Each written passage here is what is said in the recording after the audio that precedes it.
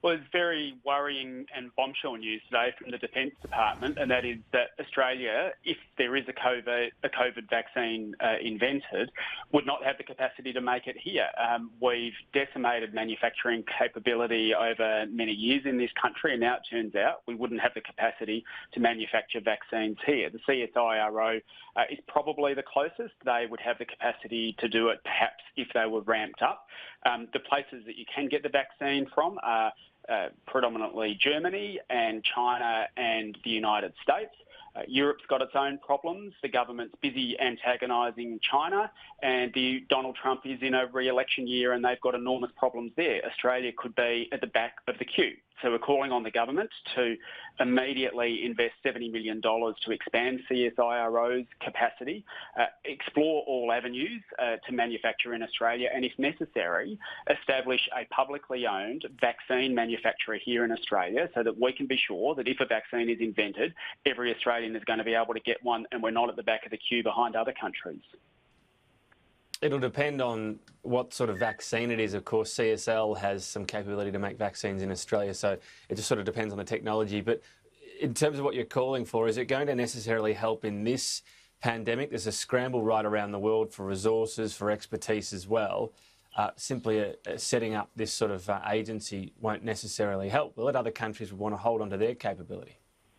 Well, it's precisely because there's a scramble and because the other places that we could potentially get the vaccine from, places the government is either busy antagonising or have got their own problems, that we need to ensure our domestic capability. Yes, we've got some capability here in Australia, but the kind of vaccine and the way that it's produced here isn't necessarily something that we're ready to switch on tomorrow, and I think most of the private manufacturers would accept that. CSIRO is perhaps in a good place to be expanded to take the first steps towards doing it, but we would need substantial investment because we would effectively need new production lines and new forms of production set up, and we've got to start now. We've got to start now because otherwise we're placing our hopes in Donald Trump and in China and in Germany that's got to service Europe, and you've seen what's been happening in Italy and the great need that's going to be there. It may well be that Australia invents the vaccine but can't manufacture it here, and that would be a terrible situation to be in. All right, well, look, it's an interesting call. We might hear as well from the Health Minister later on this morning about what might be possible under this. The government looking at anything they can, of course, within this area to try to combat and reduce the effect of COVID-19 to be able to come out of it. So it's an interesting push today from the Greens. Just the situation we find ourselves in, Adam Bandt, in the rest of this issue, still a very low rate of infection. We've got National Cabinet meeting again tomorrow about easing restrictions. Do you think so far it's fair to say National Cabinet, the way the Prime Minister's handled things, have worked pretty well? Well, I think after a slow start where we had suggestions that it was okay to go to the footy and shake hands that were then turned around within 24 hours, after a lot of pushing, the federal government has started to listen to the science, and of course some of the state governments have been out ahead of the federal government, and I think on the whole, much rather be in Australia than in a few other countries around the world like the United States or the United Kingdom at the moment. So a science-led response is probably the way that you can describe what has happened in Australia. It was a bit of a slow start, but that's where we've got to, with some very necessary restrictions, tough but necessary restrictions being put in place.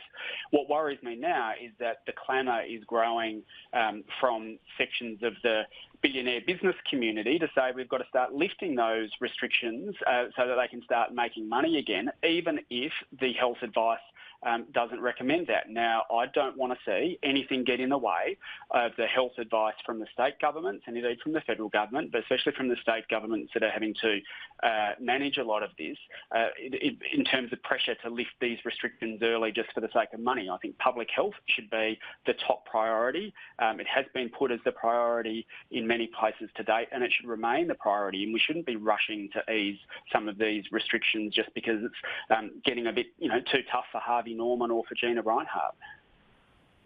Well, it's not just Harvey Norman, Gina Rinehart as well. The report today suggests we could have a 50% increase in suicide. We're talking about thousands of lives here because of the economic and social impacts of coronavirus. So there are lives on both sides of the equation here.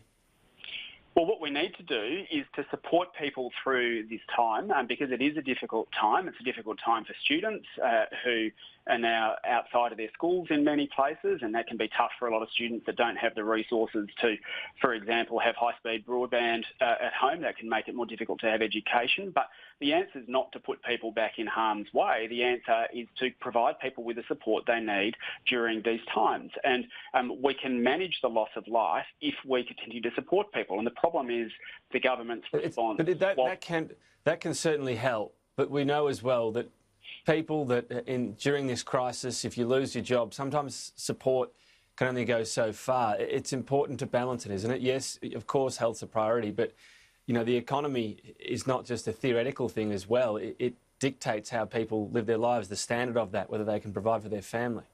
Well, look, you're right, and with respect to young people in particular, we're seeing young people thrown on the jobless scrap heap at a higher rate than other sections of the community, and there is a very real risk that amongst young people in particular, we could see a repeat of the GFC, where young people effectively stayed in recession after the last downturn and never recovered. Before we went into this crisis, 1 in 3 young people either didn't have a job or didn't have enough hours of work, and this crisis is going to make it worse. So the answer to that is a government-led plan of investment and action to ensure that we come out of this crisis with everyone being looked after, everyone who wants a job having one, and everyone who needs an income for support having that as well. And at the moment, what worries me is that there's a push for early lifting of restrictions and then this suggestion from the government that we can cut our way back to success. I think we're going to need an additional round of government investment precisely to look after those people that you're talking about.